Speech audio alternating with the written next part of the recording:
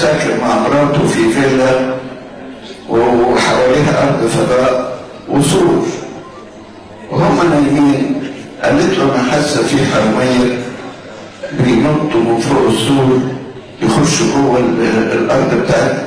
قال لها ما تخافيش معاك يا راجل. وبعدين الحراميه دخل نطوا من على السور ومشي في الحوش. قالت له الحراميه في الحوش. قال لها ما تخافيش معاك يا راجل. ابتدوا يفتحوا ابواب الفيلا. قالت لهم دول الحراميه بيفتحوا ابواب الفيلا. قال لها ما تخافيش معاك يا راجل. لقيت انا دخلوا جوه. قالت له في الصاله بتاعت البيت. لا ما تخافيش معاك يا راجل. ابتدوا يفتحوا اوضه النوم. قالت له الحراميه بيفتحوا اوضه النوم. قال لها ما تخافيش معاك يا راجل. دخلوا الحراميه لقوا الست اللي راقده دي في غوايش في ايديها، في خواتم في صوابعها، في عقد في صدرها، في حلقان في ودانها. ما قدروش يفصصوها. قالوا ناخدها ونبقى نفصصها بعدين.